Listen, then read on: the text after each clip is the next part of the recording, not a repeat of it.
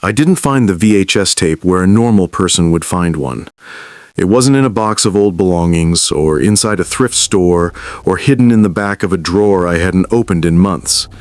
It was sitting on my kitchen counter, right in the center, perfectly aligned, like someone had placed it there while I slept. I don't even own a VCR, not anymore, so the sight of a black, dustless tape sitting there in the morning light didn't make sense. Not at first. My first thought wasn't fear. It was confusion, the slow, delayed confusion of someone who just woke up and can't tell the difference between dream leftovers and reality. Then I saw the label. A strip of worn, yellowed masking tape stretched across the plastic casing at an awkward angle. The handwriting was rushed and uneven, like someone scribbling under stress, the marker strokes overlapping. The message was short. She knows you found this. At first, it felt like a prank, something stupid, somebody messing with me. But I live alone.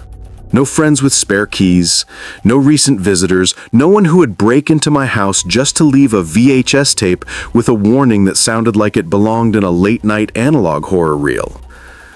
I picked it up. It was cold. Not like room temperature cold, but refrigerator cold, like it had been sitting somewhere underground or in a place with no warmth at all. The plastic creaked in my hand. I set it back down. And that's when the lights flickered. Usually, when a bulb flickers, there's a rhythm to it, like a hesitation, a flutter.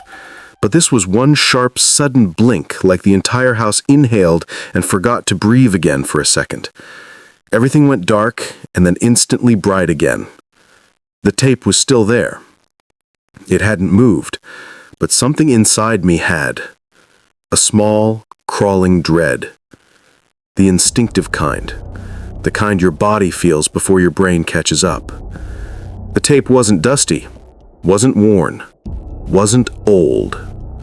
It was spotless, new, even glossy under the kitchen light. If someone had placed it there during the night, I would have heard them. I'm a light sleeper. The house creaks when the temperature drops and I wake up. Someone opening a door? Impossible. But the tape was here, and the lights had reacted to it. I didn't want to touch it again. Didn't want to even look at it. But I had to. There's a pressure that comes with something like that, a sensation that if you ignore it, if you pretend it isn't there, the consequences will be worse. Like the tape demanded attention, and the more I stared at it, the more I realized something else. It was positioned perfectly, centered, measured, intentional. Like it wasn't placed randomly. It was displayed. I didn't have a VCR. But I did have an old TV in the basement, one I hadn't used in years, one with a built-in tape deck. And I don't know why, but the idea of taking the tape somewhere else, anywhere else, felt wrong. The house was too quiet, too expectant, like it was waiting for me to do the one thing I shouldn't.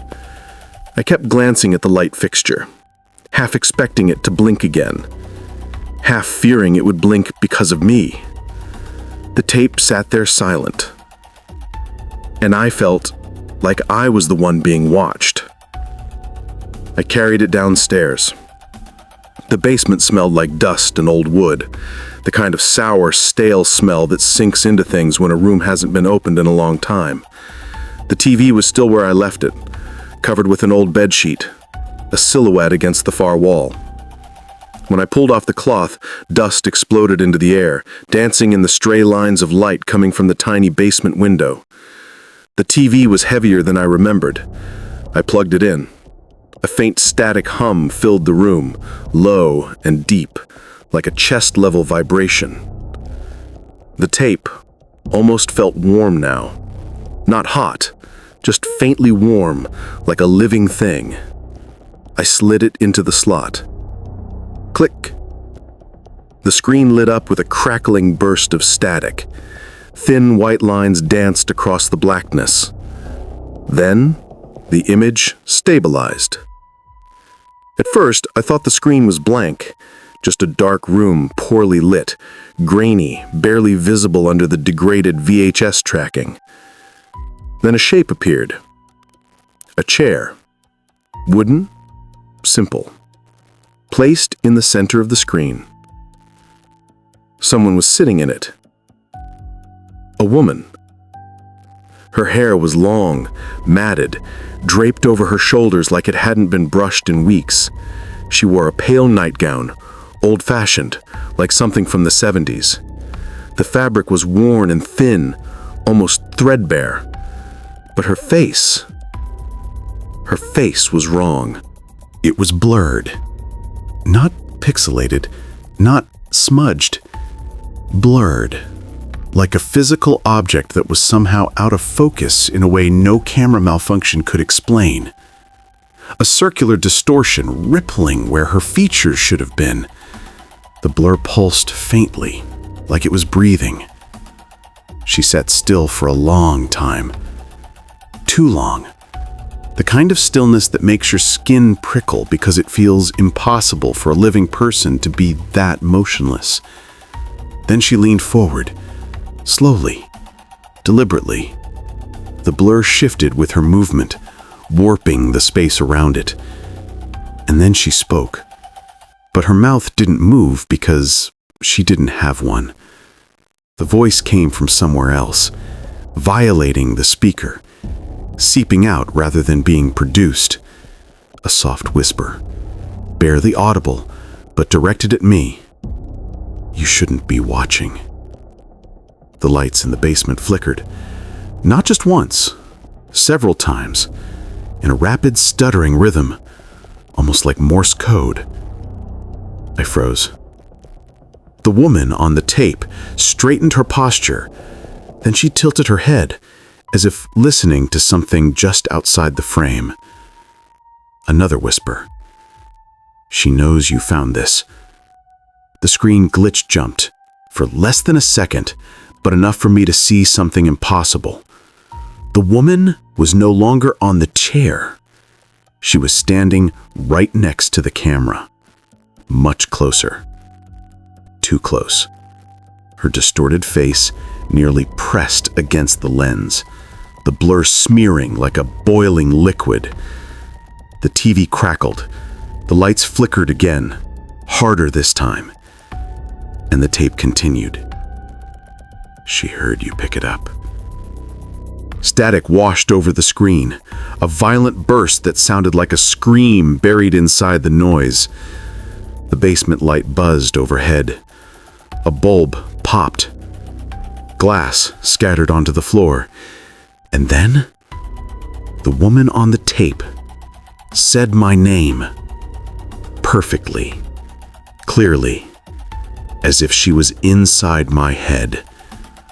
The whole house reacted. The remaining lights flickered in unison. Every bulb, every lamp, every hallway light, stuttering wildly like something was running through the wires of the house, shaking the electricity.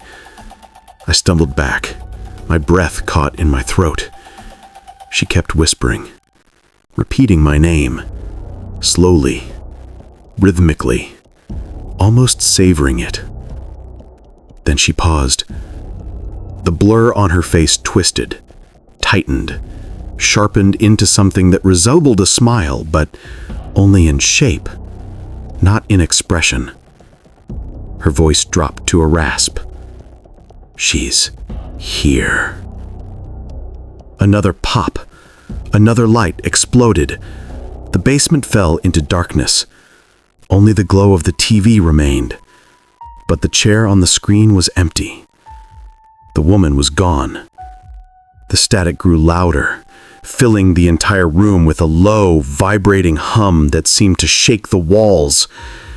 I turned toward the stairs. Something was moving at the top. A shape, a shadow, a silhouette of someone standing perfectly still, blocking the faint glow from the kitchen light above. I took a step back. The TV behind me screeched with sudden distortion. The figure at the top of the stairs didn't move, didn't breathe, didn't make a sound. But the lights flickered again, in perfect rhythm, like a response, like communication, like acknowledgement. And that was when I realized the lights weren't malfunctioning. They were signaling. She was signaling, and she was no longer confined to the tape. She was in the house, with me, breathing the same air, watching me freeze in the dark, because I had watched the tape, because I had found it, and because now she knew. The figure at the top of the basement stairs wasn't fully solid. At first, all I could make out was the silhouette. Tall, still, genderless, almost like the outline of a person cut out from a darker shade of black than the surrounding darkness. My eyes strained, trying to separate shadow from shape, but the form didn't sharpen. If anything, it seemed to pulse, as if the boundary of its body was shifting in and out of existence. Behind me, the TV continued to hiss, the static pulsing like a heartbeat. The white noise filled the entire basement, vibrating in my bones, crawling beneath my skin. Every instinct inside me screamed to run, get out, get upstairs. But the thing standing at the top of the steps blocked the only exit. I didn't breathe. I wasn't sure I could. The shadow didn't move, but the house did. The remaining lights in the first floor flickered in a sequenced rhythm. 2 long flashes, 1 short. Pause. 1 long, 2 short. Another pause. Repeating. A pattern. A pulse. A message. And the shadow at the top of the stairs seemed to grow darker with every flicker, as if the electricity was feeding it, strengthening it, giving it shape. My fingers dug into the railing behind me. The metal felt colder than the basement air. I took 1 step back. The figure reacted, not by moving, but by tightening, as if condensing its presence. Its edges sharpened for the first time, becoming more human-like. Shoulders, a head, the faint suggestion of arms. But the area where its face should have been, it was blank. Completely blank. A smear of darkness that absorbed light instead of reflecting it. Something deep inside me began to crack, a primal fear. The kind you don't learn, the kind you're born with.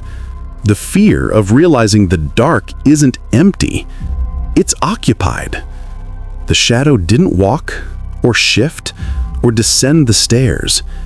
It simply vanished. Not by fading, not by stepping aside. One moment it was there, the next, empty staircase, silent hallway, darkness. I waited. Seconds stretched like taut wire. I didn't dare move until I was certain, absolutely certain, that the figure was gone. But upstairs, something else was happening. Soft footsteps. Not heavy, not human-paced, more like the rapid, irregular tapping of fingertips across hardwood floors.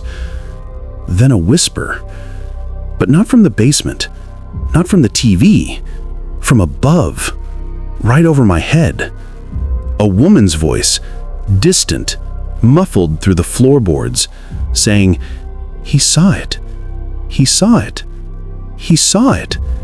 Repeating, faster, more desperate, then suddenly stopping mid-sentence as if frozen by the awareness that I was listening. I didn't think. I didn't plan. I bolted up the basement stairs. My feet slammed against the wood with a noise that felt like it should have woken the entire neighborhood. The air grew colder with each step, like climbing into a winter storm. I burst through the doorway and slammed the basement door shut with so much force the frame rattled. Silence. The kitchen light overhead buzzed faintly, then flickered. Once, twice, then went steady. I backed away from the basement door, my hand shaking as I reached for the nearest light switch. I flipped it on. The hallway brightened. I flipped on another, and another. forcing light into every corner, every shadow, every room I passed. Nothing. There was no figure here, no woman whispering through the walls, no shadow waiting to lock eyes with me. But the house felt occupied, crowded even, like I wasn't alone in any room, no matter how bright the light was. And then, soft whirring sound came from the living room. Mechanical, old, familiar. I turned slowly. The sound grew louder. A low, grinding hum. It took me a full 10 seconds to recognize it. The VHS player was running. Except, I didn't have a VHS player upstairs. Not in the living room. Not anywhere except the basement. But the sound was unmistakable. The steady rotation of a tape reel inside a machine, ticking rhythmically as if recording or rewinding. My heart pounded. I followed the sound. Each step felt heavier, like walking through water. The air had thickened, humid with something that wasn't moisture, more like pressure, like the atmosphere was being squeezed by an invisible weight. The living room lights dimmed slightly as I entered. The VHS machine sat on the TV stand, a dusty beige old model I didn't own. It hadn't been there before. Its display glowed a faint green, blinking numbers cycling like an old clock that couldn't find the right time. The tape inside was running, but the label on the front, it wasn't the same tape I had played in the basement. The masking tape label on this one read, "You weren't supposed to leave." The machine clicked. The TV screen flashed to life, more static, but not empty static. This was moving. A figure was running through it, stumbling, jerking, like someone trapped between frames, flickering in and out of existence. Then the image sharpened, and my blood froze. It was me, live footage, in real time. I was standing exactly where I was standing now, in the living room, staring at the TV. But there was a distortion behind me, a ripple of darkness, a shape forming slowly, like a mist gathering into a human outline. I spun around, nothing. But on the screen, the shadow behind my recorded double sharpened, grew, started to lean closer, its head tilting in a way that no spine could support. My recorded self on screen didn't react, didn't turn, didn't flinch. He stood there, frozen, trapped in a moment that felt impossibly close to now. Then the figure on the TV lifted its hand. Long fingers, too long, the kind that would wrap easily around a person's throat. The fingers reached toward the back of my on-screen double. Then, the shadow's hand entered me. Not physically, but like plunging into water. My recorded self convulsed, his body jerking violently. His head snapped back at an unnatural angle, mouth stretched open in a silent scream. I staggered back, horrified. The TV cut to black. Then a whisper filled the room. "She touched you." My knees nearly buckled. The lights dimmed to a faint flicker. Something moved behind the couch, a soft creak of leather, a slow shift of weight. I backed away, hands trembling uncontrollably. The house exhaled. That was the only way I could describe it, a deep, slow release of air, like the walls themselves had lungs. Then, one lamp flicked off, then another, descending into darkness, one bulb at a time, approaching me. The static from the VHS player grew louder, hissing like it was boiling. And then, the woman's whisper returned. Not distant, not on tape, not muffled. right behind my ear. She wants to see your face. I ran. I don't know how I found the strength or the coordination or the courage, but my body moved before I could even think. I sprinted through the hallway down toward the front door. My hands slammed against the locks, twisted them, fumbled with them, ripped the door open so hard it bounced off the outer wall. Cold night air hit me. I stumbled onto the porch, chest heaving, lungs burning. The quiet street stretched before me. Nothing moved. No cars, no people, just the empty road and dead silence. I didn't look back. I couldn't. I made it to my car, yanked the door open, and threw myself inside, and jammed the keys into the ignition with shaking hands. The engine roared. The headlights lit the driveway, and something stood in the beam. A figure. A woman. Her face blurred, vibrating, shifting like a corrupted image. Her head tilted. The blur expanded, widening unnaturally, as if she were trying to force her face into focus, but couldn't. Then her mouth formed. Not physically, but inside the blur. A suggestion of a mouth, a hint of teeth, and she whispered, "You left too soon."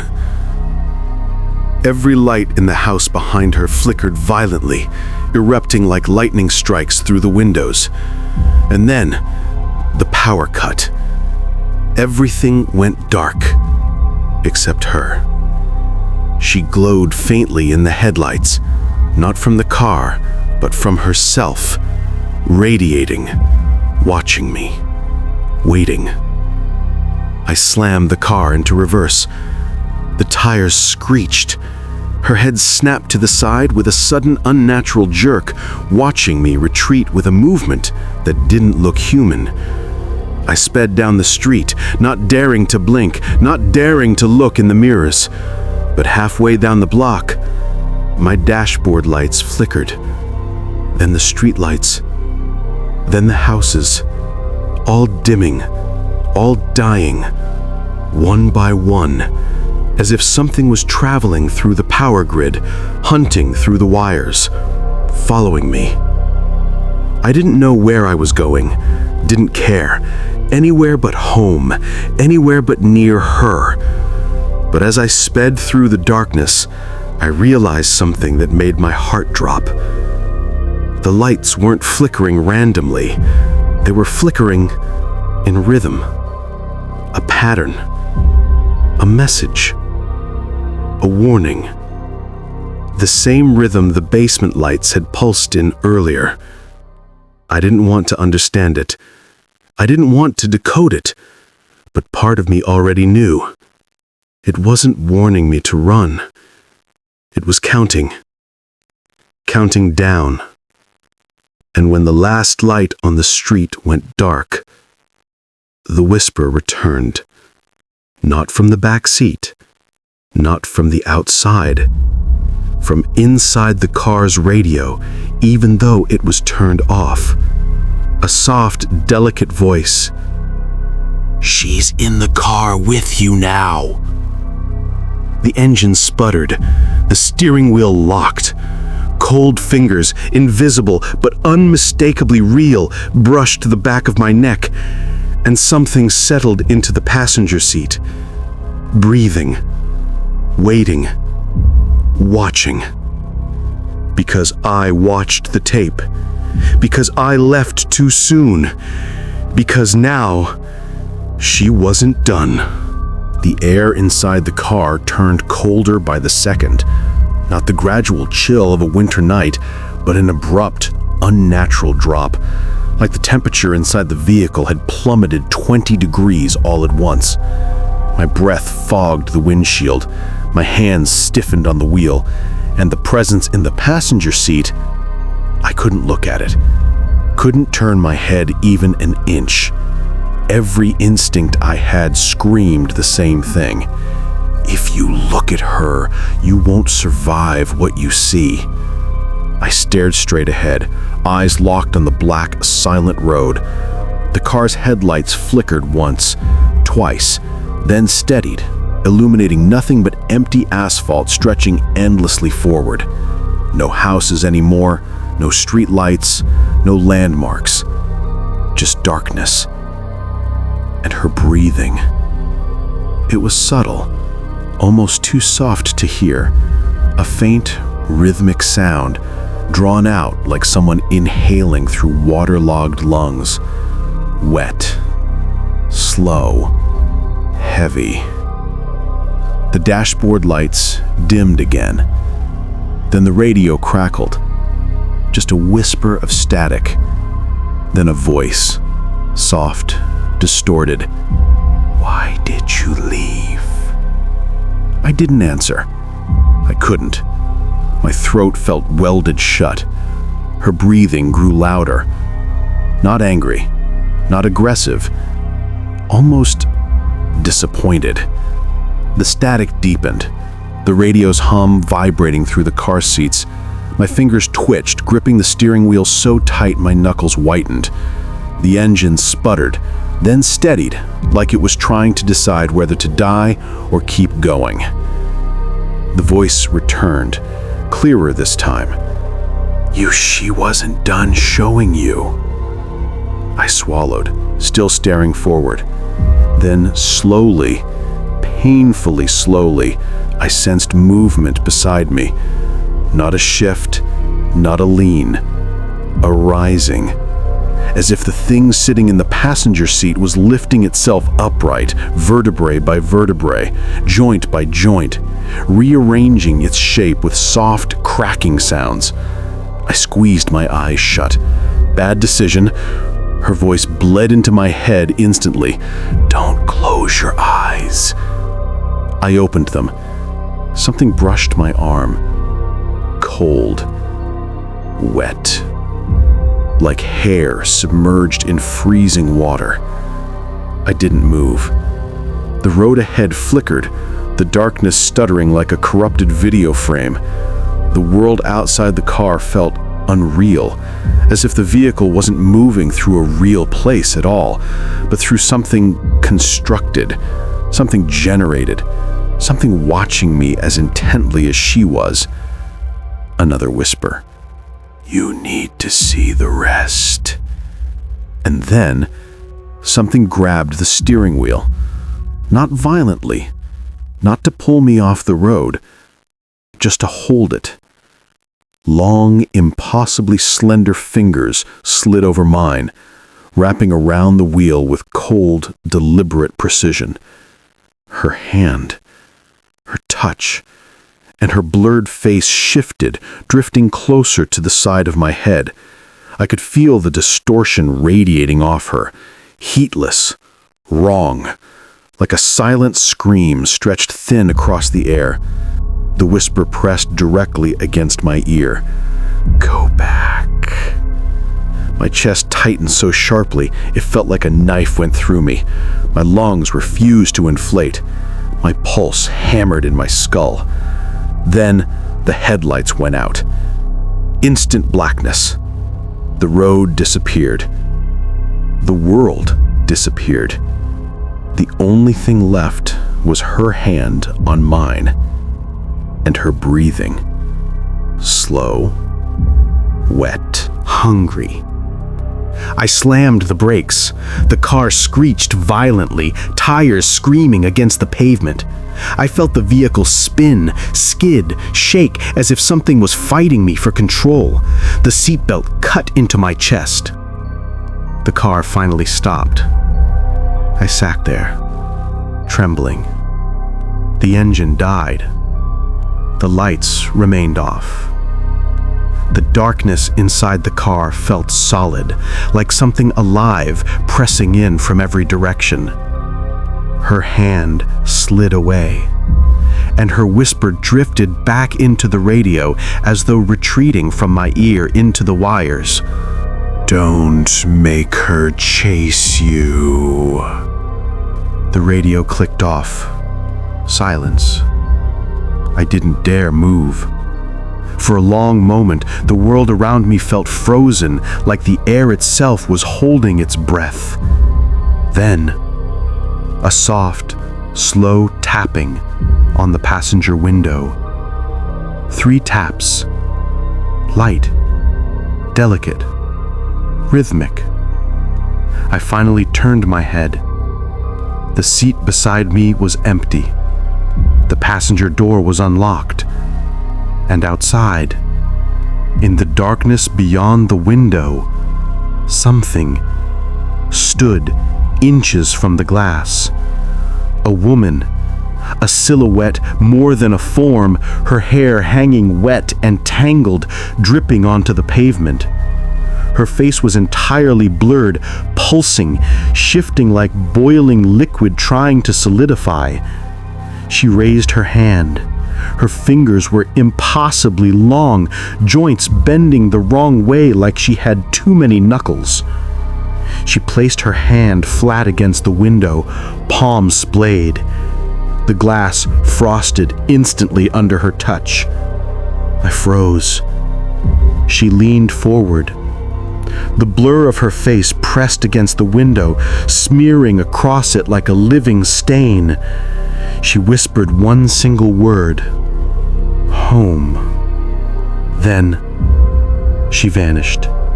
No fading, no walking away, just ceased. The fog on the window remained. Handprints still imprinted on the glass, slowly dripping down like melting ice. I didn't want to go back. But the alternative, driving into infinite darkness with no lights, no power, and her whispering in the radio, felt worse. So I started the car again. The engine reluctantly turned over. The headlights flickered back on. The road behind me now had houses again, streetlights again. The familiar world had returned, as if it had been waiting for me to give up running. I drove back to my house. But it didn't feel like I was going willingly. It felt like I was being guided, directed, pulled along an invisible leash.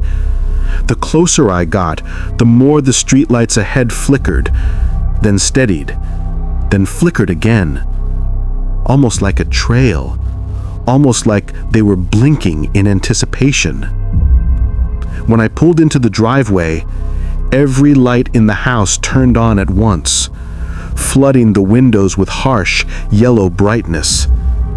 The house wasn't welcoming me back. It was summoning me. The VHS in the living room was still playing, even though I'd left, even though the power had died earlier, but the screen wasn't showing me anymore. It was showing the woman, sitting in the same chair as before, her face blurred. But this time, she wasn't alone. A second figure stood behind her, a dark shape, head tilted, hands resting gently on the back of the chair. It was me, or at least a version of me, a silhouette that matched my height, my outline, my posture, but the face was blurred, just like hers. The figure leaned in close, its head next to hers, and the woman whispered, "You're not finished yet." The screen snapped to black. Then text appeared, typed in jittery white letters like a malfunctioning subtitle generator. "Go to the bedroom." My stomach knotted. I didn't move. Then the lights in the house flickered in a violent, angry pulse. On, off, on, off, on, off, on, off, on, off, on, off, until they steadied again, humming with an electricity that felt alive. A second line appeared on the TV screen. "She's waiting." I took one shaky step toward the hallway. The floor creaked under my weight. Halfway down the hall, a slow, dragging sound echoed above me, something moving across the ceiling, following my steps. When I reached the bedroom door, I saw something that made my blood turn to stone. A VHS tape, placed neatly on the floor, centered, waiting. Its label read, "Sit down and play this. Before I could react, the bedroom light flickered and a voice whispered from inside the dark room, "Come in." I stood completely still. The woman was inches from my face, her blurred features vibrating like a corrupted video file trying to render. Her mouth moved, but the sound came a second late, delayed like an echo from a broken speaker. "Evan." It wasn't a whisper anymore. It wasn't even coming from her mouth. It was coming from everywhere, behind me, above me, inside the walls. "She is watching you." I stepped back and tripped over the coffee table, crashing onto the floor. The lights overhead flickered violently in response, not random, but synced, each flicker perfectly timed with her rasping breaths. She leaned down as if she could smell my fear, her head tilting too far, joints cracking like snapping branches. Then, everything froze. Her body stopped moving. Her glitching stopped. Even the flickering lights halted mid-strobe. Silence. Then the static rose behind me. I turned. Slowly. The TV had turned on by itself again, the VHS still inside. But the screen wasn't showing her this time. It was showing me. Not live, not a past recording. Something else. A version of me sitting on the floor of the house, except the room looked rotted, decayed, as if 20 years of neglect had passed.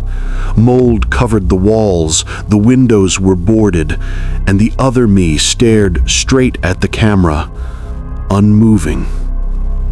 Then, he blinked. The woman behind me inhaled sharply, the sound like a tape spooling backward. When I turned back to her, she was smiling, a stretched, impossible smile that extended beyond her face, like her skin was being pulled outward by invisible hooks. And it hit me. She hadn't been trying to kill me. She'd been trying to warn me. The other version of me on the screen opened his mouth and spoke in a hoarse, shredded voice. "Don't look away. Don't let her go back in." My blood froze. Back? In? The woman's blurred face shifted, condensing into a recognizable outline. A jaw, cheekbones, empty eye sockets. She stepped backward toward the TV, like a shadow returning to its source.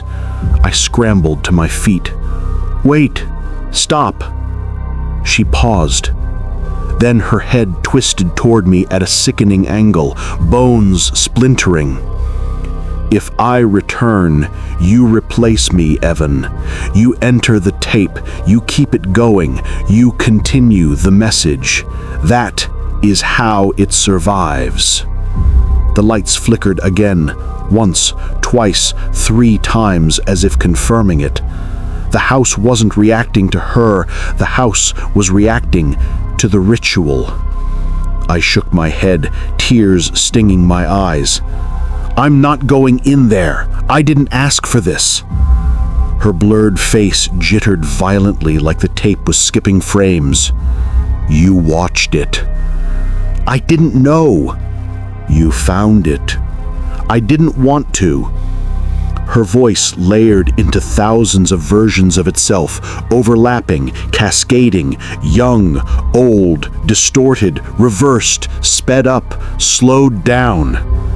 The TV crackled. The other me leaned closer to the screen, rotted hands pressing against the inside of the glass. If she goes back, the tape must take someone. Everything in the room started vibrating, the furniture, the floorboards, even the air. Static filled my ears until it felt like my skull was shaking apart. The woman stepped backward again, glitching toward the screen, her form dissolving into streaks of corrupted pixels. I lunged forward and slammed my hand against the wall next to her. Stop! Don't go in there! She froze again. Her voice came out softer now, almost human. I tried to warn you sooner, but you weren't watching. You were afraid. Of course I was afraid. Fear blinds you, but now you see. The TV screen me pressed his forehead against the glass. Evan, choose her or you. The static roared so loudly it felt like my head was splitting open. No, I shouted. There has to be another way. The woman slowly lifted her hand and pointed at the VHS player. Record. I stared at her, breath catching. You want me to record over the tape? She nodded. The TV screen me smiled, rotting teeth showing. Record, and you won't replace her. Record, and she won't go back, but something else will. My heart pounded. What happens if I record? The woman's voice cracked like tearing fabric. Then the tape becomes yours, and all warnings come from you. But you remain outside, alive. And if I don't? The lights dimmed. The air froze. Her voice dropped to a whisper so faint it almost wasn't sound. Then she returns, and you go in. The TV screen me broke into manic laughter, slamming his fists against the inside of the screen. Someone always goes in. My chest tightened. This was the trap. This was the curse. This was why the woman on the tape whispered to me. Why the lights flickered whenever she said my name. Why the tape wanted attention, not to be watched, but to survive. The VHS wasn't haunted. The VHS was hungry. I staggered toward the TV, shaking. The VHS player hummed like a living thing. The record button glowed a dull red, as if urging me forward. The woman's body flickered, transparency shifting with every pulse of static. Choose. I grabbed the remote. My finger hovered over the record button. A tremble ran through the house, deeper than before, almost like anticipation.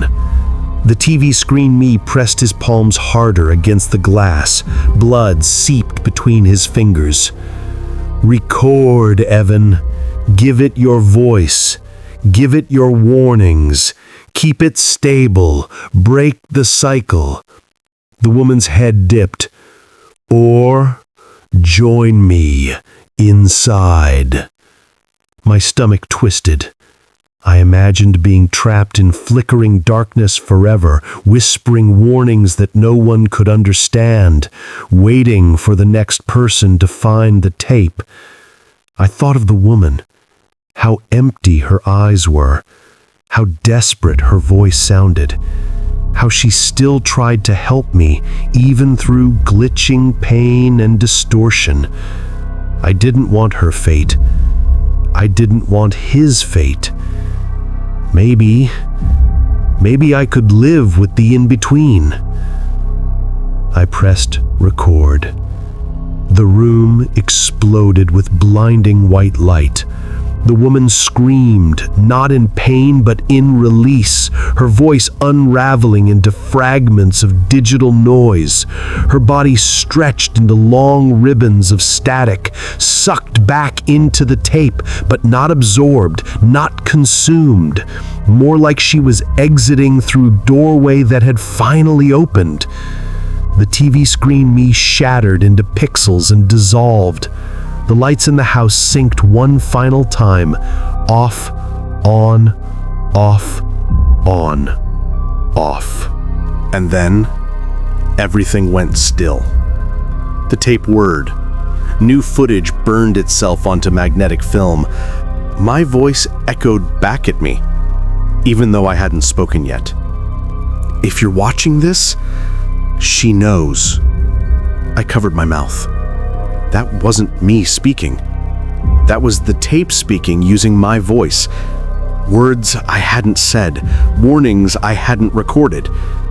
"Don't look at her face. Don't respond to your name. Don't let the lights flicker 3 times. If they do, she's already listening." The TV shut off. The room dropped into silent darkness.